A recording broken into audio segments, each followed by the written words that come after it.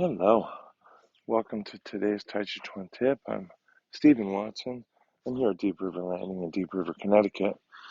Today's Tàijíquán Tip is to consider, this could work with any posture, and it could work with the posture that's difficult for you for some reason. Perhaps it's difficult for you specifically because of an injury or a challenge that you have. It may be difficult just because that's the standing on one leg posture where it's difficult to remember, but we could just do this with really any posture.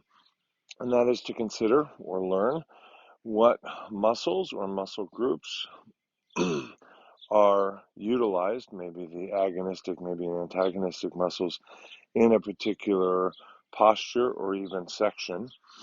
And then as we approach that section in our form practice, pause or stop doing the form and stretch those muscles or those muscle groups or that area of the body, and then return to the form and continue on.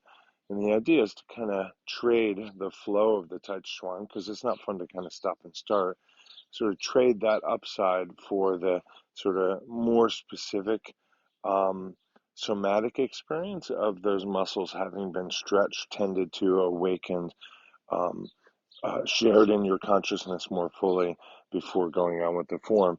And perhaps you'll recognize a difference. Maybe that difference is not going to be range of motion, but it may be depth of consciousness. And that sounds like Tàijíquán to me. So thank you all very much.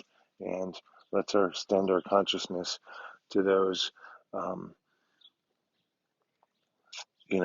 who have failed to find these arts so far. Thank you. Thanks for showing your support for today's Tàijíquán tip. Tips really go a long way. And if you can't afford to help financially, comment, subscribe, share, and like, and all that stuff. To be in touch with me, go to my Linktree, Someday Farm. Thank you.